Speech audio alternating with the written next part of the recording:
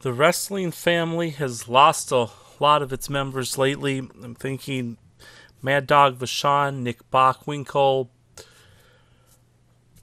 Dusty Rhodes, Roddy Piper, Macho Man Randy Savage. But if you were a wrestling fan in the 70s, 80s, early 90s, even up into the Attitude Era with Nitro, Bobby Heenan was one of the staples. And sad to report that his passing was today, and just wanted to reflect a little bit on it, share some of my stories, share some of my favorite memories of Bobby, and maybe you have some too. Feel free to share them below. Bobby's death, I guess, while very sad, anytime you lose someone that you grew up idolizing, watching, if you've seen him in the last few years, he has been battling health. He had throat cancer, and I believe that's already been about 15 years ago. And there were a lot of complications from it. He had to get his jaw redone a couple times, and one of the times he was placed in a coma and slowly brought out of it. And I think he even kind of had to relearn how to do some speaking and stuff like that. So his body has been given way for a long time, but his mind was always sharp. And even in these last few years, when his body was hurting, he would always be quick with something. And I saw him so many times at various events and always interacting with the fans. I think he went to these last events because of his love for the fans, and I think his love for his family too. I've always thought so much that he was one of the people that I just saw so much love with his family. His wife, I call her Miss Betty because that's what he always referred to her, from the Primetime Wrestling. I believe her name was Cynthia. And so if you happen to be listening to this as well, anyone from her family, I've met Cynthia a few times with, especially in these last few years with Bobby. Always shook her hand, and she was so nice as well, and just like Bobby was. And I really just always saw the love that Bobby had for her, his daughter, and he has a son-in-law too. If you saw the 2004 Hall of Fame speech, it's on the DVD, I believe, part of WrestleMania 20. He praises both his wife and his daughter, and then his new son-in-law, as his daughter had gotten married. And then he even made a joke about, I believe it was like something like she married a midget because he didn't stand up when he was getting called out, so he was sitting down. And even during those times, Bobby could always make us laugh so much. And one of the most touching moments for us diehard wrestling fans is there's a Primetime Wrestling, I wouldn't be able to tell you the episode, but where Gorilla Monsoon comes out and gives the old happy birthday to, I believe he called her Jessica Ida, which would have been her first and middle name probably of Bobby Heenan's daughter, and which is a special happy. And Gorilla didn't tell us who it was. He just said it was a special wrestling fan out there. Happy birthday to Jessica Ida, which would have been Bobby's daughter. And Bobby had to sit there and look like, who's Gorilla praising this humanoid? And he gave that look like he always did, like, why do we care about these people? But really, I'm sure it was set up by both of them. And I think it just showed another example of how much Bobby Heenan loved his family. So, and I believe that was one of the things motivating him later in life, is because he was making a lot of money at these shows, and I never saw him driven by money.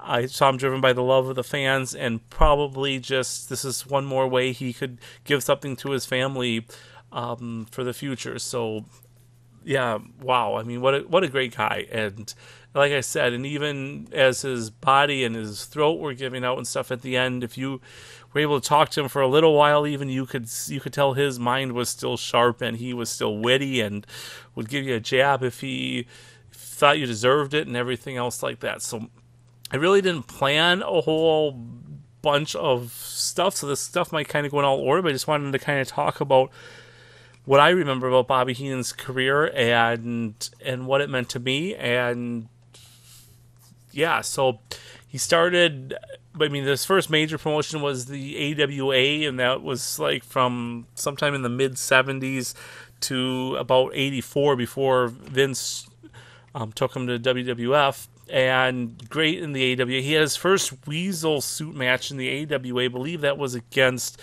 Greg Gagne, probably sometime around 1980. And so that was kind of interesting. He managed Nick Bockwinkel as a heel in the AWA, and that was pretty cool. I think Ray Stevens would have been a part of that too. And so it was just, yeah, he was good in the AWA. I didn't watch him in the AWA. I wasn't born yet at this point, or if I was born, I didn't really start watching wrestling until about 1981, 1982. So I do remember I went to a couple AWA shows where he was there, but I was still pretty young, so I didn't remember that much about him. But he was in the AWA, so it was in the WWF when he kind of started getting, for people my age and stuff. That's when I really started remembering him. And he was supposed to manage Jesse the Body. He talks about that in the Hall of Fame speech. He even said, "Hey, if that would have worked out, I could have been the first lady of Minnesota," always giving great things like that. Instead, he managed Big John Studd early. Studd got put into a program with Hogan in early '85 before WrestleMania. And then, of course, the Andre the Giant Body Slam Challenge, stealing the money from Andre the Giant at WrestleMania 1 as Andre was throwing the $15,000 he had won to the crowd. So there was a big moment there. And then the end of 1985, there was a very memorable Manager of the Year segment, and they were just giving away this big trophy to the Manager of the Year, and the managers at that time would have been Bobby Heenan, Classy Freddie Blassie would have been there as a heel, Jimmy Hart as a heel, Luscious Johnny Valiant as a heel, and Mr. Fuji as a heel. I think that would have been all of them for the heels. Babyfaces would have been Captain Lou Albano and Hillbilly Jim. And so supposedly the fans all voted for this Manager of the Year. And then Bobby Heenan, in essence, bought all the votes of all the heel managers. He bought Johnny Valiant's votes. He bought Classy Freddie Blassie's votes. He bought Jimmy Hart's votes. So he ended up with like 600 and some thousand. I think it was in the low 600,000s. Like, we'll just say 610,000. And so he was the manager of the year. So then the only two faces in the ring were Hillbilly Jim and Captain Lou Albano. And if you really think about why Hillbilly Jim would get 300,000 votes, which is what he did, he got over 300,000 votes. Because I believe all Hillbilly Jim was managing was Uncle Elmer and Cousin Junior, Cousin Luke. And he was actually pretty much more of a wrestler than a manager himself. So I guess they just needed him out there. And then Captain Lou was the other manager of a lot of the faces. And they both had somewhere in the 300,000 range. So just as they're about to give Bobby Heenan the trophy, Hillbilly Jim talks to Mean Gene Okerlund, the MC, and says, "I'm going to give all my votes to Captain Lou Albano." So I guess you could just give votes to Bobby Heenan. In essence, had to buy the votes. Hillbilly Jim could just give the votes to Captain Lou Albano. So I mean, imagine like if elections were like that in real life, that would be a mess. If you could buy votes, and well, some people say you can buy votes. Watch one of my Jesse videos and you might find that out. And otherwise, you can just give the votes. So Hillbilly Jim, just out of the kindness of his heart, doesn't want to see Bobby Heenan win the award. So he gives his votes to Captain Lou Albano, and he ends up in the high 600,000s then, and enough to win the Manager of the Year. Bobby Heenan gets mad. Studd and Bundy conveniently at ringside. Heenan hits Captain Lou with the trophy, knocks him out, and then Studd and Bundy go on to, Studd holds Hillbilly Jim's legs. Bundy gives him, I believe, about 3 splashes and injures him. And Bobby Heenan takes the little plaque with him that says he's the Manager of the Year. So there we're really seeing the vileness of Bobby Heenan as a manager. Then getting ready for WrestleMania 2, so that would have been, I'm going to say February of 86 is when they had the Saturday Night's Main Event match between Don Morocco and Hulk Hogan. King Kong Bundy wrestled Steve Gatorwolf on the program so that he could be there at the Saturday Night's Main Event. Bobby Heenan manages Don Morocco for the night. Bundy comes up and actually Heenan attacks Hogan after he's pinning Morocco. Bundy comes up, Pearl Harbors him, avalanches in the corner, splashes on the mat. Hogan's in the hospital, broken ribs. First time we've seen Hogan in this much trouble. Going on for the steel cage match at WrestleMania 2. Bundy and Hogan do the steel cage match. At the end, though, Bobby Heenan gets trapped inside the cage and Hogan flings him around the cage a little bit, and we all got to see Bobby Heenan beat up again. Bobby Heenan's so good at taking bumps he's done that his whole career, which is one of the reasons that he probably did. I mean, it probably did cost him a little bit of his health later on in life, but he was the best. He was the best at it. He was the best manager. He was the best manager ever, no doubt. And I've never heard anyone say something else. Some people call him the best performer, period. If you take managers, wrestlers, announcers, everything else, that could be. I don't have a problem with people saying that. I don't know if that's exactly what I would believe, but he would be up there, definitely. I mean, there's no one that you liked more than Heenan. So then you go WrestleMania 3, he becomes Andre the Giant's manager. So main event at WrestleMania 2, main event at WrestleMania 3. WrestleMania 4, he's still kind of got Andre. DiBiase's a little bit more into the picture there. And then eventually he gets more into Rude and stuff like that. Rick Rude joins the family, gets the Intercontinental title push, even wins it for 3 months. And that would have been 1989 between WrestleMania. He won at WrestleMania 5, lost it at SummerSlam 89. And Heenan's still going strong. And Andre's kind of fading out at this point. But I guess actually not really, because they had the Colossal Connection up until WrestleMania 6 is when the Colossal Connection lost the belts to the last time to Demolition. So this would have been March or April of 1990. Colossal Connection loses the title. Andre paintbrushes Bobby Heenan. And, oh, wow. So even Andre gets his shots in at Bobby Heenan there towards the end. Another big thing I always remember with Bobby Heenan and 1992 Royal Rumble. Ric Flair over in WWE. Ric Flair gets to be number one, and it's not fair to Flair. I mean, still considered one of the greatest Royal Rumbles ever. But what part of it was the way Heenan commentated it. He was so good at it. If you get a chance, if you have that DVD, or it should be on the network, I would assume, with his commentary, because I don't know why they shouldn't have to. Yeah, they shouldn't have any problem with his commentary. So go back and watch just the Royal Rumble event in 1992 and listen to how much Heenan brings to it. I mean, Heenan's on the edge of his seat the whole time. So real. Makes you believe that Flair's going to get eliminated so many times. Flair pushes. It was almost like a tag team effort for them to get to. And I'm not going to take anything away from Ric Flair. And Ric Flair, we're still praying for you that you get better. And good to see some improvement. And yes, Ric Flair, you're in our prayers all the time, and we're just so happy to see that you are slowly getting better, and I hope it just continues, Flair. But Bobby Heenan, I think Flair would even admit Bobby Heenan was he needed Bobby Heenan. I mean, he could have done it would have still been great. Flair would have still been great, but Bobby Heenan added something to it and even made it even that much better, and that's what Heenan could do. And then there's just primetime wrestling. Wow. Oh, and that's where it really hits me. Is I watch primetime wrestling every Monday, and it's funny because sometimes you can still get like you can get a lot of the prime times on the network, and then you just get the whole thing. But you have people who are like tape trading and DVD trading and stuff like that. And there's I was always one when I taped. I didn't have unlimited VHS tapes. I mean, they cost like $2 or $3 back then, and I was pretty young on a budget, so it was like I would tape just the primetime segment. I never taped any of the matches. I taped the segment. I taped everything that wasn't a match on part. I taped Gorilla and Bobby because that was the best part of the show. I mean, every once in a while there'd be a really good match too, but Gorilla and Bobby on the show. And then there were specials. Oh wow! I mean, WrestleMania. I'm gonna say 4. I could be off by a WrestleMania, but I'm pretty sure it was 4 at the Trump. And then so they do the special from the Trump Plaza Hotel, because I know WrestleMania 5 was there too.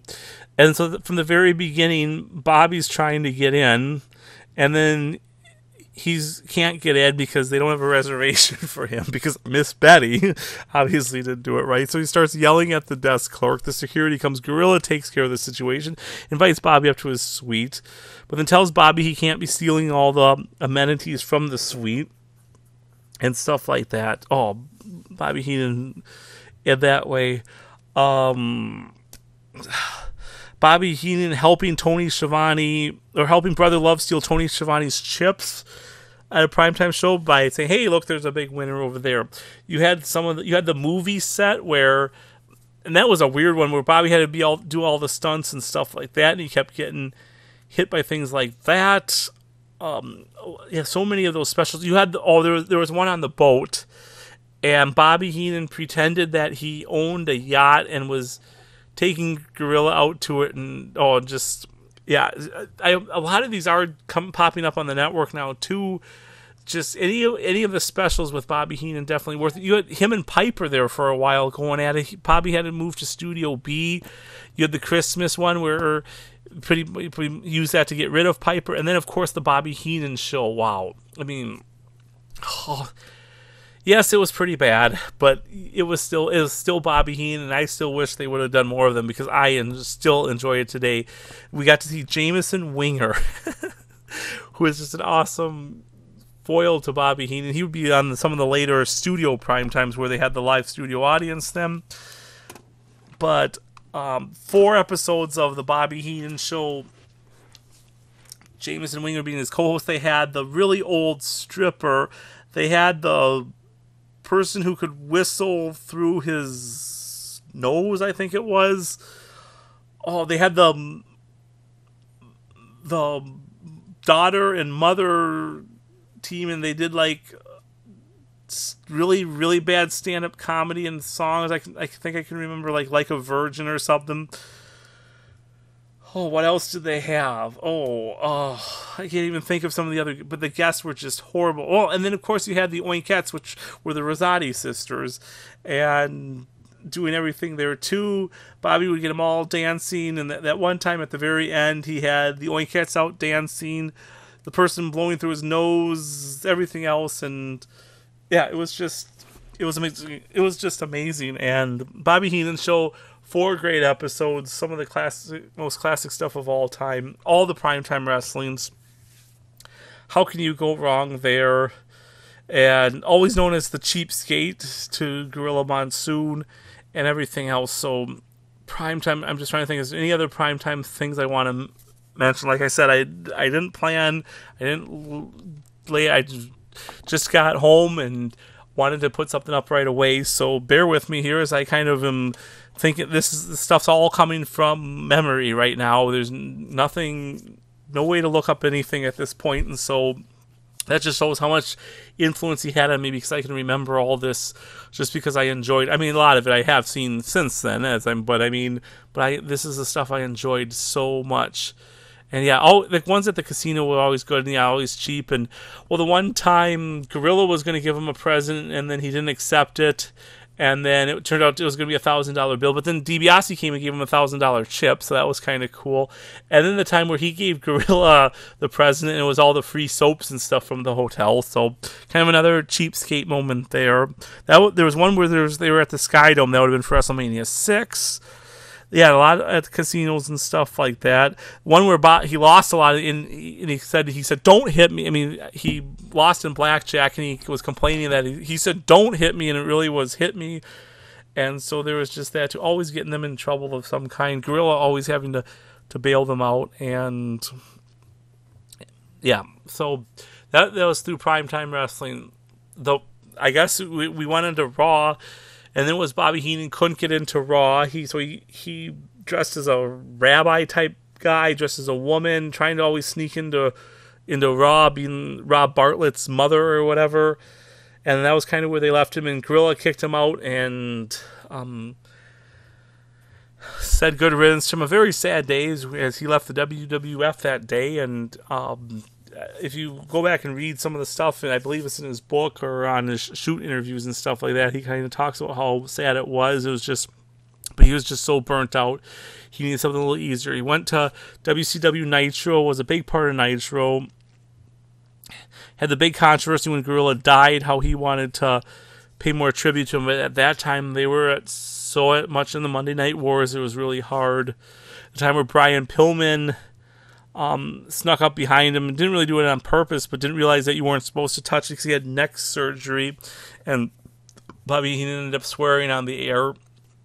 And yeah, Nitro just wasn't, unfortunately, it for him. I mean, yeah, he was still great. He was one of the best things Nitro had, and but it's just, I don't think he was ever as happy there as he was in the WWF. But that's the way it works sometimes. Is you just had to go where it was, and he got to come back to WWE for the Gimmick Battle Royal WrestleMania 17, so that would have been 2001. and then made it into the Hall of Fame, WrestleMania 20, so one of the earliest classes of the Hall of Fame. Certainly much deserved, and his Hall of Fame speech, one of the best things ever. Like I said, the earlier one about how he could have been the first lady in Minnesota, how they show Pete Rose, and he's like, I have a confession to make, I bet on wrestling. Harley Race, hey Harley, you're sleeping. Oh, that was just, and then one of the most best is like, I'm just having so much fun. He's just telling the crowd he's having so much fun. He was just so happy to be there. And his speech was just unbelievable. And then we go on, and then so lately it's been the shows. The first time I ever met Bobby Heenan would have been, I would say, about 2006. So he was still in pretty good health at that point. He was at a signing. Nick Bockwinkel was there, and so he was having some fun with us and fun with Nick Bockwinkel. But I remember Bobby was one of those that, since he was such a big part of my childhood, and I was just looking really forward. I've met hundreds and hundreds of wrestlers in my day, except Bobby is still one of the most special. And so I came up to him and I just said, Bobby, just thank you for years and years of making my Monday nights so good. It's like I looked forward to watching you and Gorilla all the time, and I just looked so forward to it. And without losing a beat, just his response to me was, "You couldn't get a girlfriend," with a straight face. And I was just like, "Oh man, I just got zinged by Bobby the Brain Heenan." And it was amazing how he said it just like he hadn't lost a beat at all, and made me laugh. And such a nice guy, very fun to talk to. And so I met him a few other times since then. His health had been going down, but like I said, his wit was always there. The one problem with Bobby Heenan is whenever he was at an event, he was the main event at the event. So I didn't get that 20-minute chance to talk to him ever, because there was always a line and other people wanted to talk to him. I talked to him a few times for maybe a minute or two, and so just have those short memories of him, but never really have anything greater than that, unfortunately. I actually talked to his wife Cynthia for about 4 minutes. She wasn't as popular, so I got a little chance to talk to her, and I talked to her about the wishing their daughter a happy birthday and stuff like that, and also all those things. So, and really, really, really, really wonderful lady as well. And yeah, I'm happy for their family, and I sad now for their family too, though. But this is one of the true winner families in wrestling, and I mean, I don't know them personally. I hope everything was okay, but Bobby seemed to be a devoted husband, and Cynthia was a devoted wife, and it just seemed like a really good situation. And Bobby seemed to love his family so much, and so my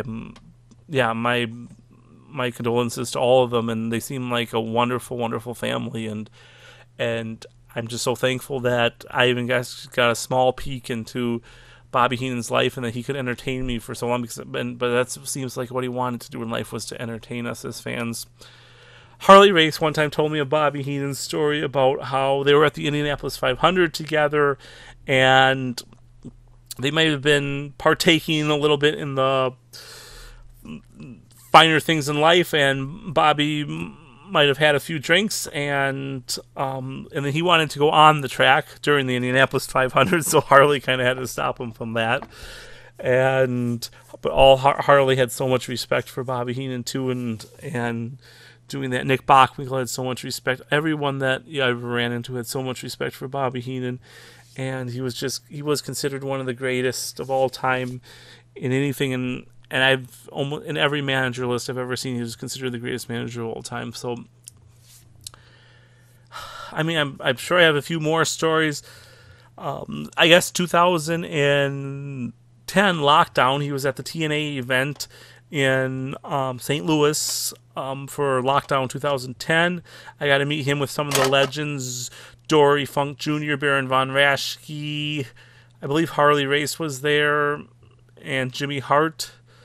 That sounds like the right line. Actually, I don't think Harley Race was there. Okay, so it was Baron Von Raschke, Dory Funk Jr., Jimmy Hart, and there was one other legend there, and I can't picture who that might be at this time. So, but Bobby Heenan was there, and that was kind of fun. and I actually ended up later in life, and I bought the. He was selling. Well, he sold his many of those type of awards and stuff to professional marketer, dealer, or whatever you'd call them. And I was able to scoop up the award that he won that night since I was there. I thought that was really cool. And it's just a plaque that was recognizing his excellence in wrestling, but given by TNA Wrestling. So one of the coolest souvenirs I own. I'll see if I can get a picture of that and maybe even put it up as part of this. I'm not sure how easy that will be tonight, but maybe otherwise in a future thing I'll talk about that. And like I said, yeah, just in recent years, it's been fun to see him, and I'm sad tonight because we lost a legend, but I know he had a full life, and there's not much more you can say except he was the greatest. And to the family, my prayers are with you, and I know this is a hard time, but just thank you for sharing Bobby with us wrestling fans for so many years. And I am so thankful that, and there's so many of us that he's touched in such a way that we'll always be grateful for that. And yeah, my prayers are with you through all the family and friends and closer friends of him. And just that, I know I lost my dad a couple years ago, and I know it's hard even when it's time for them to go, but there's not much really more to say. So, thank you, Bobby Heenan.